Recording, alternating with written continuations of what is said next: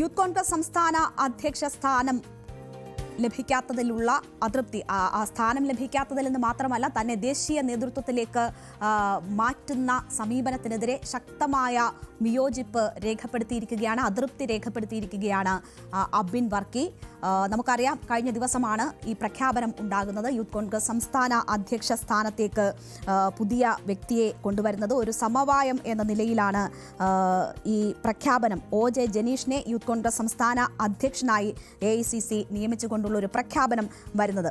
ദേശീയ general secretary Binu ചുള്ളിയിലിനെ working president ആക്കുകയും ചെയ്തു. അബിൻ വർക്കി, KM അഭിജിത്ത് എന്നിവരെ ദേശീയ സെക്രട്ടറിമാരാക്കി കൊണ്ടുള്ള ഒരു പ്രഖ്യാപനമാണ് ഇന്നലെ വന്നത്. അധ്യക്ഷ സ്ഥാനത്തിന് ഒരു ക്ലെയിം അബിൻ വർക്കിയുടെ ഭാഗത്തു നിന്നും ഉണ്ടായിരുന്നു. ഐ ഗ്രൂപ്പ് ശക്തമായ സമ്മർദ്ദം തന്നെ അബിന് അധ്യക്ഷ സ്ഥാനം ലഭിക്കുന്നതിനായി ചെലുത്തിയിരുന്നു. പക്ഷേ അതൊക്കെ മറികടന്നുകൊണ്ടുള്ള തീരുമാനമാണ് AICCയുടെ ഭാഗത്തു നിന്നും ഉണ്ടായത്. ഇതിലുള്ള കൃത്യമായ അതൃപ്തിയാണ് ഇന്ന് അബിൻ വർക്കി മാധ്യമങ്ങളെ, രാവിലെ 10 മണിക്കാണ് അബിൻ വർക്കി മാധ്യമങ്ങളെ കണ്ടത്. മാധ്യമങ്ങളെ കണ്ടപ്പോൾ അതിലുള്ള അതൃപ്തി പരസ്യമാക്കുകയായിരുന്നു അബിൻ വർക്കി. പക്ഷേ ആ അതൃപ്തി പരസ്യമാക്കിയത് വളരെ പക്വമായ രീതിയിലായിരുന്നു.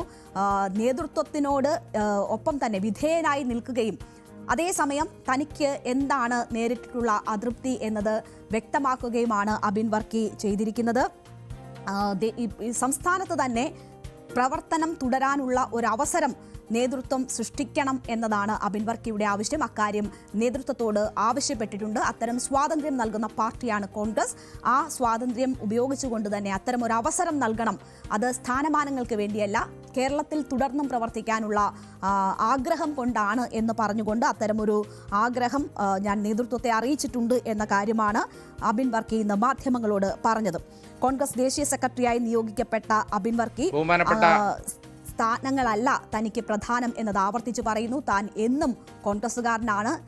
വളരെ വൈകാരികമായി ആണ് കോൺഗ്രസുമായിട്ടുള്ള അടുപ്പം, കോൺഗ്രസിനോടുള്ള സ്നേഹം എന്താണ് എന്നത് അബിൻ വർക്കി ഇന്ന് മാധ്യമങ്ങൾക്ക് മുന്നിൽ പറഞ്ഞത്. നേതൃത്വത്തിലെ പുനഃസംഘടന സംബന്ധിച്ച് അത് നേതൃത്വം എത്തിപ്പെട്ട നിഗമനങ്ങൾ, അത് അവരുടെ സാഹചര്യങ്ങളും മറ്റുമാണ്. അതിലൊന്നും തനിക്ക് അതൃപ്തിയില്ല. പക്ഷേ തനിക്ക് സംസ്ഥാനത്ത് പ്രവർത്തനം തുടരാനുള്ള സാധ്യത നോക്കണം, അതാരായൊക്കെയാണ് താൻ ചെയ്യുന്നത് എന്നതാണ് അബിൻ വർക്കി ഇന്ന് മാധ്യമങ്ങളോട് പറഞ്ഞത്.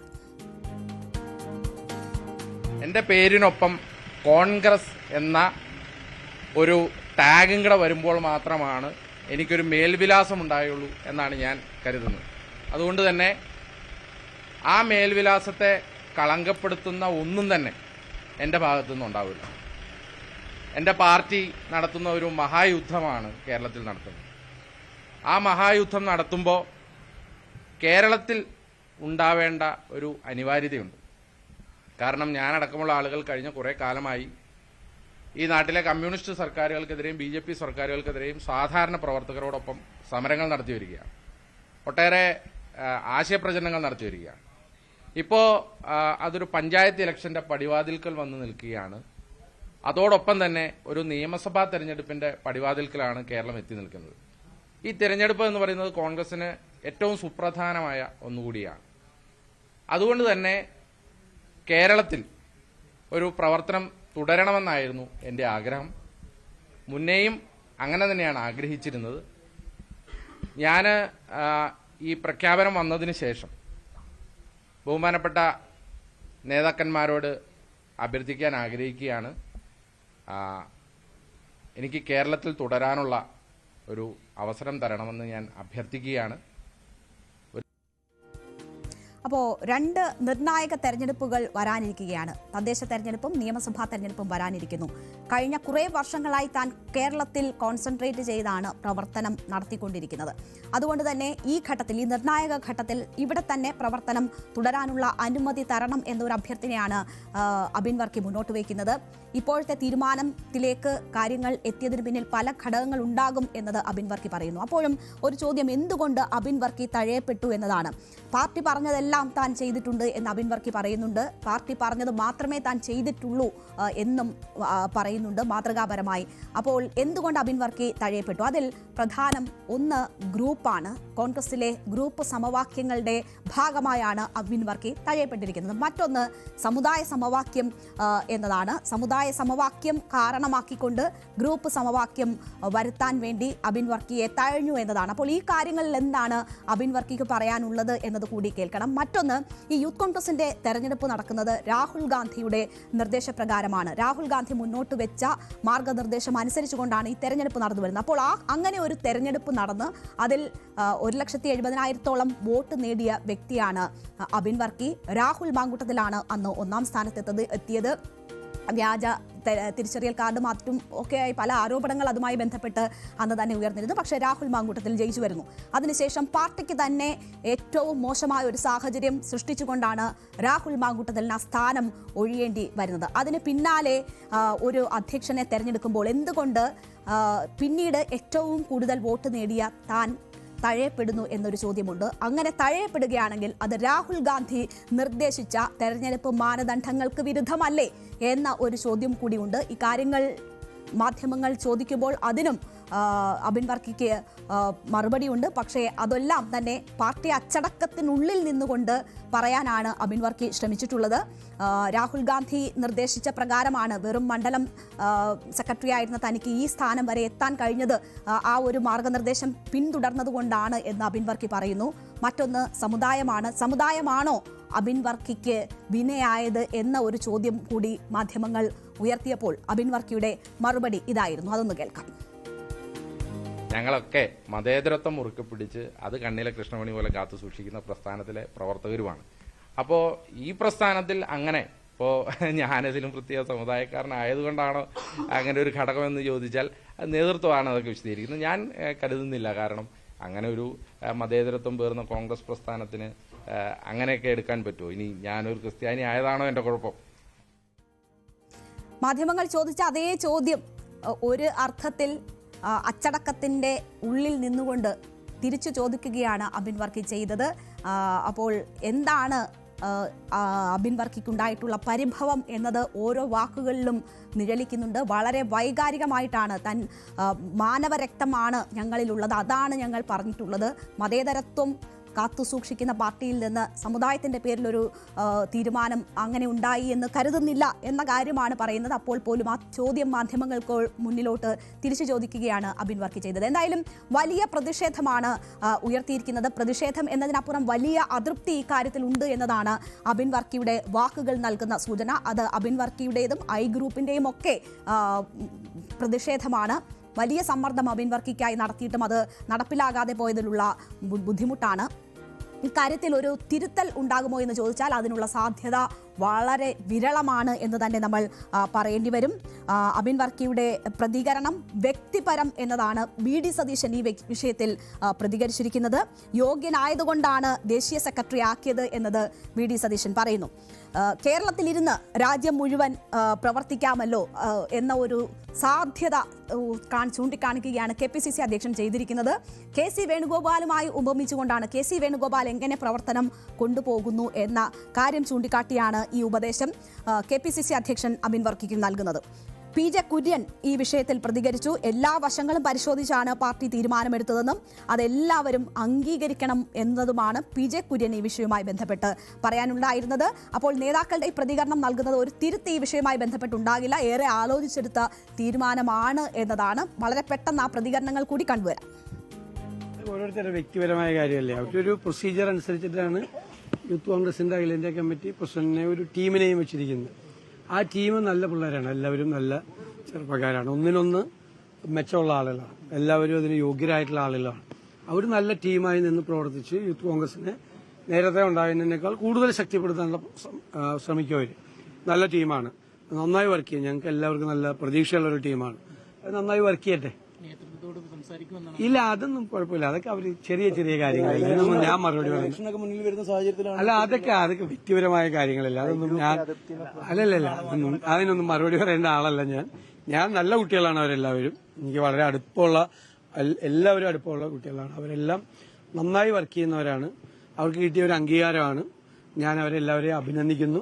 നന്നായി അവർക്ക് പ്രവർത്തിക്കാൻ കഴിയും, ഉറപ്പായിട്ടും. നിരാശയുണ്ട്. എന്താ വെച്ചാൽ പാർട്ടി പറഞ്ഞപ്പോൾ ജയിലിൽ പോകാൻ പറഞ്ഞപ്പോൾ ജയിലിൽ പോയി, തല്ലുകൊള്ളാൻ പറഞ്ഞപ്പോൾ തല്ലുകൊണ്ട്, സമരം നയിക്കാൻ പറഞ്ഞപ്പോൾ സമരം നയിച്ചു. അല്ല, എല്ലാവരും അങ്ങനെയാണ്, എല്ലാവരും അങ്ങനെ. ഞാൻ 250 കേസുള്ള ആളെ ഞാൻ കാണിച്ചുതരാം. 250 കേസുള്ള യൂത്ത് കോൺഗ്രസ് വലിയ നേതാവൊന്നുമല്ല, പ്രവർത്തനം ഞാൻ കാണിച്ചുതരാം. 250 കേസ് ഇപ്പൊ ഇവിടെ കാണിച്ചുതരാമല്ല. ഇപ്പൊ നമ്മുടെ ഈ കൂട്ടത്തിൽ നിൽക്കുന്നുണ്ട് 10-20 കേസുള്ള ആള്. ഇപ്പൊ മുഖ്യമന്ത്രി ഈ ജില്ലയിലേക്ക് കടന്ന അപ്പം തന്നെ പ്രിവെന്റീവ് ഡീറ്റൻഷൻ എടുക്കണ യൂത്ത് കോൺഗ്രസ് പ്രവർത്തനം ഞാനിപ്പോ കാണിച്ചുതരാം നിങ്ങൾക്ക്. അതൊക്കെ എല്ലാ ജില്ലകളിലും എല്ലാം. അതൊന്നൊരു വിഷയമല്ലേ. കേരളത്തിൽ നിന്നുകൊണ്ട് രാജ്യം മുഴുവൻ പ്രവർത്തിക്കാമല്ലോ, അതിനെന്താ കുഴപ്പം? കേരളത്തിൽ നിൽക്കട്ടെ, തീരുമാനത്തിൽ മാറ്റമില്ല. ഇപ്പൊ KC വേണുപോലെ കേരളത്തിലുണ്ട്, ഇന്ത്യയിലൊട്ടാകെയുണ്ട്. അത് കോൺഗ്രസില് ഒരു വ്യക്തിയല്ല പ്രാധാന്യമുള്ളത്, പാർട്ടിയാണ്. പാർട്ടി എടുക്കുന്ന തീരുമാനം എല്ലാ ആസ്പെക്റ്റും പരിഗണിച്ചിട്ടാണ്, എല്ലാ വശങ്ങളും പരിഗണിച്ചിട്ടാണ് പാർട്ടി തീരുമാനമെടുക്കുന്നത്. അങ്ങനെ ഒരു തീരുമാനമാണ് ഇപ്പോൾ എടുത്തിരിക്കുന്നത്. ഇപ്പോൾ യൂത്ത് കോൺഗ്രസിന് നല്ല ചെറുപ്പക്കാരായ 4 പേരെയാണ് ചുമതലപ്പെടുത്തിയിരിക്കുന്നത്. അത് കോൺഗ്രസ്സുകാരെല്ലാം അംഗീകരിക്കും. ഞാനതിനെ പൂർണ്ണമായി സ്വാഗതം ചെയ്യുകയാണ്. അപ്പോൾ ഇതിൽ അബിൻ വർക്കിക്ക് അനുകൂലമായ ഒരു പ്രതികരണം ഉണ്ടായിരിക്കുന്നത് ഹൈബി ഈഡന്റെ ഭാഗത്തു നിന്നാണ്. ഹൈബി ഈഡൻ പറയുന്നത് അധ്യക്ഷനാകാൻ യോഗ്യനായിരുന്നു അബിൻ വർക്കി, ദേശീയ നേതൃത്വമാണ് ഇക്കാര്യങ്ങൾ വിശദീകരിക്കേണ്ടത് എന്നതാണ് ഹൈബി ഈഡൻ പറഞ്ഞിട്ടുള്ളത്. മറ്റ് നേതാക്കൾ കെ മുരളീധരൻ ഉൾപ്പെടെയുള്ളവർ ഇത് പ്രത്യേകം പരിശോധിച്ച് ചെയ്ത കാര്യമാണ്, അത് തിരുത്തേണ്ടതില്ല എന്ന ഒരു കാര്യമാണ് മുന്നോട്ട് വെക്കുന്നത്. അപ്പോൾ ഇത് തിരുത്തപ്പെടുക എന്നത് അസാധ്യമാണ്. പക്ഷേ അബിൻ വർക്കിയെ ഏതെങ്കിലും തരത്തിൽ അവർ സംരക്ഷിക്കുമോ, ഈ അതൃപ്തി മാറാൻ ഇടപെടലുണ്ടാകുമോ എന്നതാണ് പരിശോധിക്കുന്നത്. എന്തായാലും ഈ വിഷയവുമായി ബന്ധപ്പെട്ട് ഐ ഗ്രൂപ്പിന്റെ പരാതി 1,70,000 വോട്ടുകൾ സമാഹരിച്ച് 2 വർഷം 2ാം സ്ഥാനത്തെത്തിയ അബിൻ വർക്കിക്കായിരുന്നു ഏറ്റവും പ്രാധാന്യം നൽകേണ്ടിയിരുന്നത്. അങ്ങനെ മെറിറ്റ് അട്ടിമറിക്കപ്പെട്ടു എന്നതൊരു പരാതി അവർ വെക്കുന്നു. ഒപ്പം OJ ജനീഷ് എന്ന് പറയുന്നത് 3ാം സ്ഥാനത്താണ്, വെറും 19,000 വോട്ടുകൾ മാത്രം സമാഹരിക്കാനായ വ്യക്തിയാണ്. അങ്ങനെയാണെങ്കിൽ മെറിറ്റ് അട്ടിമറിക്കപ്പെട്ടു എന്നത് മറ്റൊന്ന്.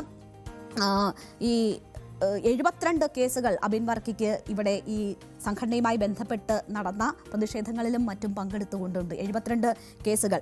അപ്പോൾ അങ്ങനെ സമരം ചെയ്ത, സംഘടനയ്ക്ക് വേണ്ടി നിന്ന ഒരു വ്യക്തിയെ മെറിറ്റ് അട്ടിമറിച്ചുകൊണ്ട് അദ്ദേഹത്തിന് താല്പര്യമില്ലാത്ത ഒരിടത്തേക്ക് മാറ്റുന്നു. അത് ഒരു തരത്തിലും ഒരു അംഗീകരിക്കാൻ പറ്റുന്ന കാര്യമല്ല എന്നത് പറയുന്നു. സാമുദായിക സമവാക്യങ്ങൾ ചൂണ്ടിക്കാട്ടി അബിൻ വർക്കിയുടെ സാധ്യത ഇല്ലാതാക്കിയതിന് പിന്നിൽ രാഷ്ട്രീയ ലക്ഷ്യങ്ങളുണ്ട് എന്നതാണ് ഐ ഗ്രൂപ്പിന്റെ വിലയിരുത്തൽ. അപ്പോൾ ഇത് വലിയ പരാതിയായി തന്നെ ഇരിക്കുകയാണ്. ബിനു ചുള്ളിയിലിനെ ദേശീയ ജനറൽ സെക്രട്ടറി ആയിരുന്ന ബിനു ചുള്ളിയിലിനെ സംസ്ഥാന വർക്കിംഗ് പ്രസിഡന്റായി നിയമിച്ചതിലും വലിയ അതൃപ്തിയാണ് ഉടലെടുക്കുന്നത്. ഇവിടുത്തെ തെരഞ്ഞെടുപ്പ് പ്രക്രിയയുടെ ഭാഗമല്ലാതിരുന്ന ഒരു വ്യക്തി. അപ്പോൾ അങ്ങനെ വരുമ്പോഴും ആശ്വാസമാകുന്നത് ഷാഫി പക്ഷത്തിനാണ്. രാഹുൽ മാങ്കൂട്ടത്തിൽ രാജിവെച്ച അധ്യക്ഷ പദവിയിലേക്ക് OJ ജനീഷിനെ എത്തിക്കാനായതിൻ്റെ ആത്മവിശ്വാസം അവർക്കുണ്ട്. അവരുടെ ഭാഗത്ത് തന്നെ അധികാരം വീണ്ടും ഉറപ്പിക്കാനായി എന്ന വലിയ ആശ്വാസം അത് അവർക്ക് നൽകുന്നു. യൂത്ത് കോൺഗ്രസ് സംഘടനാകാര്യ ജനറൽ സെക്രട്ടറിയും ഷാഫി പറമ്പിലിന്റെ വിശ്വസ്തനുമായ കാസർഗോഡ് നിന്നുള്ള ജോമോൻ ജോസിനെയും പ്രവർത്തക സമിതി അംഗം കൊടിക്കുന്നിൽ സുരേഷിന്റെ നോമിനിയായ അനു താജിനെയും യൂത്ത് കോൺഗ്രസ് വർക്കിംഗ് പ്രസിഡന്റുമാരായി നിയമിക്കാൻ ചർച്ചകൾ തുടരുന്നു എന്ന ഒരു കാര്യം കൂടി വരുന്നുണ്ട്. എന്നാൽ ഇത് ബിനു ചുള്ളിയിലിന്റെ പദവിയുടെ പകിട്ട് കുറയ്ക്കുമെന്നത് കണ്ട് എതിർ നീക്കങ്ങളും നടക്കുന്നുണ്ട്. ഇത് നടപ്പിലാക്കേണ്ട എന്ന തരത്തിലുള്ള എതിർ നീക്കങ്ങളുമൊക്കെ നടക്കുന്നുണ്ട്. എന്തായാലും യൂത്ത് കോൺഗ്രസിൽ നടക്കുന്നത് അധികാരത്തിന് വേണ്ടിയുള്ള വലിയ ശക്തമായ വടംവലികളാണ്. അതിൽ മെറിറ്റ് അട്ടിമറിച്ചുകൊണ്ടുള്ള നീക്കങ്ങൾ ഉണ്ടായിട്ടുണ്ട് എന്നതാണ് ഐ ഗ്രൂപ്പിന്റെ പരസ്യമായ ഈ പ്രതിഷേധത്തിൽ നിന്ന് മനസ്സിലാക്കേണ്ടത്. പക്ഷേ പാർട്ടിക്ക് വിധേയമായി നിന്നുകൊണ്ട് തന്നെ മുന്നോട്ട് പോകും എന്ന സൂചനകൾ നൽകുന്നു. പക്ഷെ ഒരു നിർണായക തെരഞ്ഞെടുപ്പുകൾ വരികയാണ്. അപ്പോൾ യൂത്ത് കോൺഗ്രസ് എന്ന് പറഞ്ഞാൽ ഏറ്റവും താഴെ തട്ടിൽ ആ പാർട്ടിക്ക് വേണ്ടി അധ്വാനിക്കേണ്ടവരാണ്, പ്രവർത്തിക്കേണ്ടവരാണ്. അവിടെയാണ് ഈ തെരഞ്ഞെടുപ്പിൻ്റെ പേരിൽ വലിയ ഭിന്നിപ്പുണ്ടാകുന്നത് എന്നത് നമ്മൾ കാണണം. അപ്പോൾ ഇത് എങ്ങനെ പ്രതിഫലിക്കുന്നു താഴെത്തട്ടിലേക്ക് എന്നത് വളരെ പ്രധാനമാണ്.